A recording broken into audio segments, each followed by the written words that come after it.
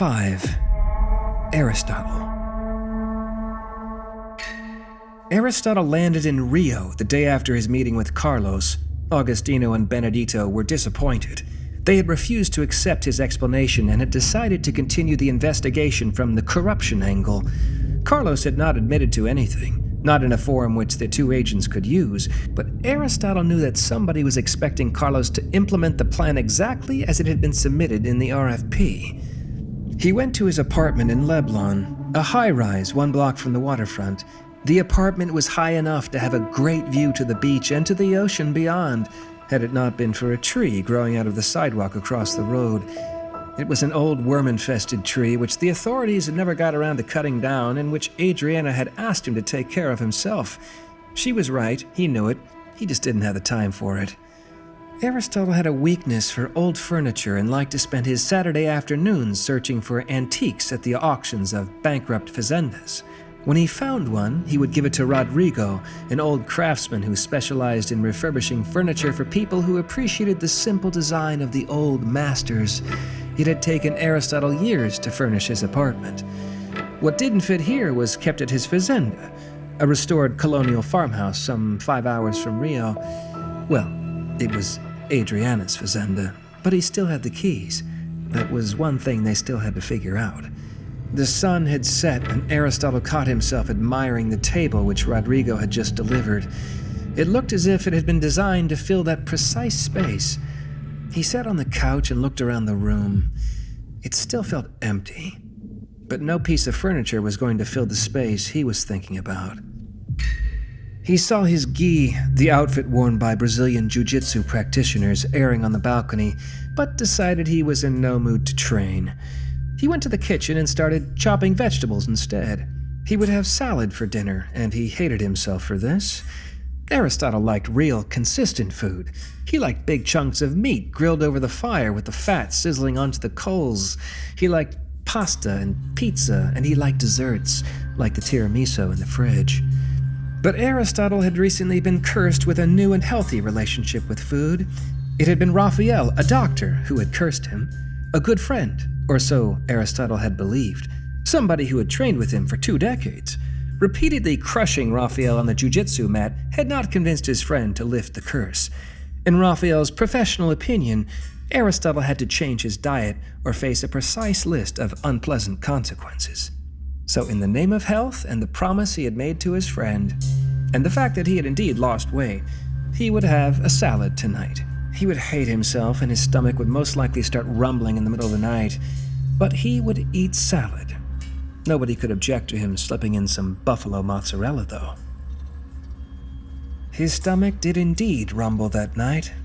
Aristotle woke up angry that he was hungry and wondered if he should exercise the necessary restraint his new diet required. He wrestled with this dilemma for almost a full second before deciding he was in no mood for self-inflicted hardships. He already knew what he wanted from the fridge.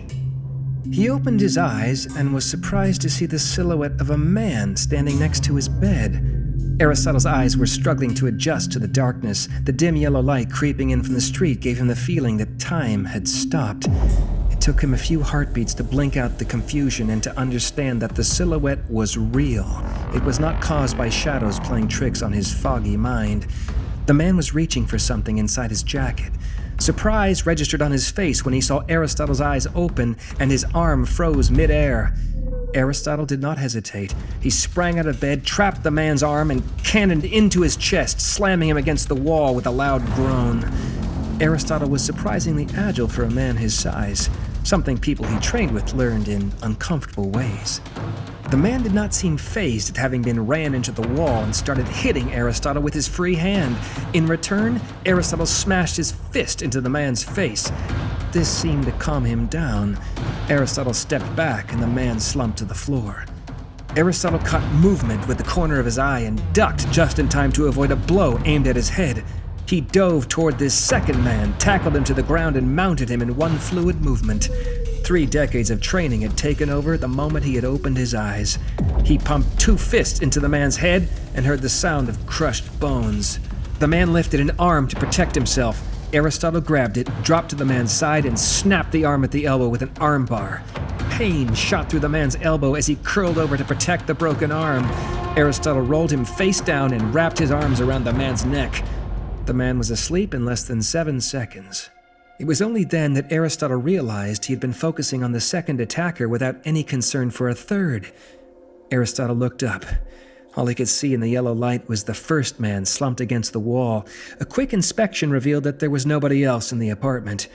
He walked to the balcony and checked the street below. Aristotle had no idea how they had entered his apartment. There was no sign of a break-in. The only thing out of place was a wheelchair by the door, which had not been there when he had gone to sleep. He went back to his bedroom as the first man was beginning to stir. He punched him again, and the man stopped moving. Aristotle searched both men. He found no clue as to who they were or what they wanted. Neither of them carried documents. They instead carried plastic cuffs and a syringe containing a transparent liquid. He cuffed them hand and foot and left them lying on the floor. There was a faint smell coming from one of the two. It was a fragrance he knew, although he could not quite place it. Despite there not being many people willing to pick an argument with Aristotle, he had been involved in a number of fights in the streets of Rio when he was younger. He had never walked out of any of these scratch-free, but in the process, he had learned that he was not scared of violence. He picked up his phone as he was looking at the wheelchair. This had not been there when he had gone to sleep. This had been brought in by the two men.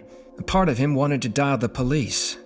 The part of him which had faced the streets of Rio growing up was instead asking which of his recent jobs could justify sending two pros to kidnap him. A thought crossed his mind. Aristotle duct-taped each of the men to a chair and blindfolded them. He then stuffed a pair of socks in their mouths. Aristotle took the syringe and considered if it contained poison or a sedative. He took another look at the wheelchair in front of his door and injected the man with the broken arm. He then pulled up a chair for himself and waited. The first man did not take long to stir. "My name is Aristotle Rainwater," he said when he was sure the man was conscious. "You are in my apartment and your friend is tied up next to you. Nod if you understand me." Aristotle had to repeat his request twice before realizing that the man did not speak Portuguese. He switched to English and the man nodded. "I broke your friend's arm and injected him with the sedative he was carrying. Nod if you understand me." The man nodded again. He did not show any sign of stress in hearing this. "I will now remove your gag and ask you some questions. Are you going to shout?" The man shook his head. Aristotle pulled the gag out of his mouth. "What's your name?" asked Aristotle. "I like to address people by their name, but you can make it up if you prefer." "Francisco," replied the man after a brief pause. "Francisco, this is good. What about your friend?" "Duarte." "My name is Aristotle, but I assume you already know this, don't you?" Francisco nodded. "Here is what we will be doing, Francisco. I'm going to ask you some questions. If you answer all of them truthfully, I will let both of you go. Do you understand?" Francisco nodded again. "Do you know what I do for a living?" "Yes." "What is that?" The night was quiet, and it was late enough to hear the sound of cars driving down the street. A siren pierced the silence in the distance. "You're a negotiator. A successful one, judging by your fees." "Good," said Aristotle. In the space of a few seconds, Aristotle had got Francisco used to answering questions, had rewarded him for having volunteered information which Aristotle had not asked for, and had learned that these men were more sophisticated than he had expected if Francisco knew how much he earned. The trick was to start with questions the subject would have no issue answering. "Tell me something about yourself." "What?" "Anything you want, as long as it's about yourself." It didn't matter what the man said. Aristotle was establishing a baseline. He wanted to see Francisco's tells when he was saying the truth so that he could later recognize a lie. This was standard practice. What wasn't standard was that Aristotle relied on his instinct more than he relied on tells. Unorthodox, but it worked, and his clients were never interested in digging into the how when the outcome was always so accurate. Francisco laughed. "Do you get off on this stuff?" he asked. "Is this what turns you on?" "Just humor me." "What do you want to know?" That I'm a country boy? That my father was a plumber? Asked Francisco.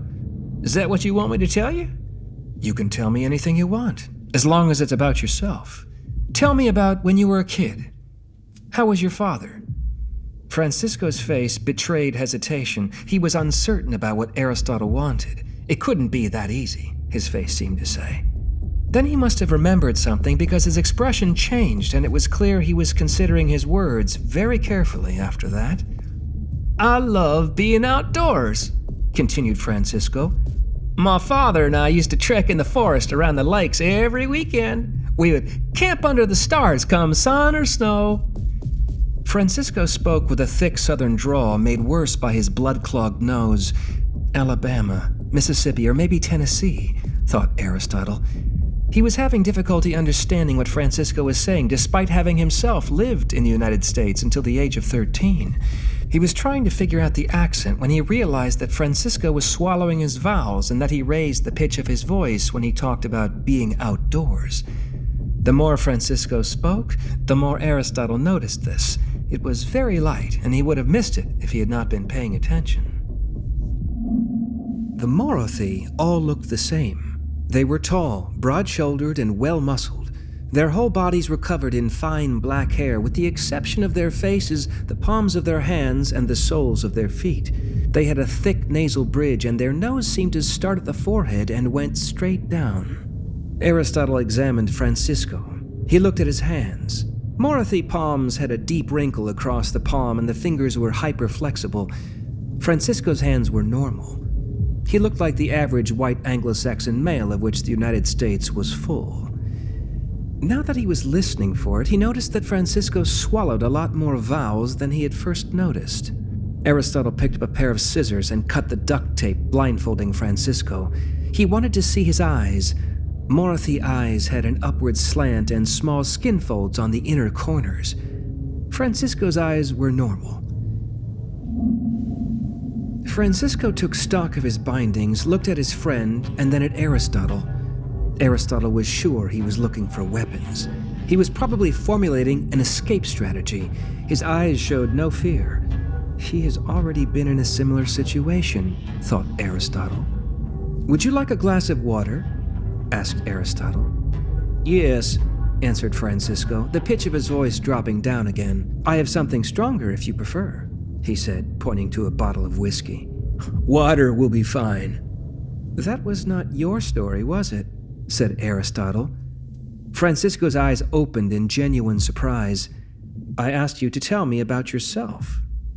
Francisco was a veteran wherever he came from. He had been captured. Aristotle was sure of that. He had been interrogated, and the interrogation had been brutal. It always was. He had probably held out for a while, and then he had broken. Everybody did. No matter how tough everyone considered himself, it always came as a surprise to learn just how near the breaking point really was. Francisco's expression was not of fear. It was surprise. Surprise that the one place he thought he was the master of, his own thoughts, was transparent to Aristotle. Do you remember our deal? Asked Aristotle. Answer all my questions, don't lie, and I will let the both of you go. Aristotle saw doubt starting to creep in. You lied to me. Francisco hesitated. Do we still have our agreement? He nodded. I have 2 more questions for you. Let's start with the simple one. What should I do with the 2 of you? This was not a question, not one Aristotle was interested in the answer. He was dangling the hope of freedom in exchange for a truthful answer to his next question. Francisco gave Aristotle's words a long thought. You could cut the cuffs. I could, mused Aristotle, as if he were considering the option. Or I could call the police. What's my reward if I don't call the police? Francisco proved good at suppressing his emotions. Most people would have not been able to tell if he was worried by the prospect of the police taking him in custody. Is it a reward you're looking for? Aristotle smiled and shook his head. He picked up his phone and pointed it at the 2 men. He took pictures of them from every angle with a particular emphasis on their faces and their hands. Alternatively, said Aristotle, yanking a lock of Duarte's hair, I could send these pictures, the hair and a sample of your blood to some acquaintances of mine who would be interested in learning about you." Aristotle checked if he had pulled out the follicles and placed the hair in a small plastic bag. Most people would have considered Aristotle's approach a gamble. It was not. It was what allowed him to charge what he did. And now the important question: why were you sent to kidnap me? "I don't know. I'm just hired muscle." The man was lying. You have not kept your end of the bargain. Aristotle picked up the scissors and cut Duarte's nails. The clippings ended up in another transparent plastic bag.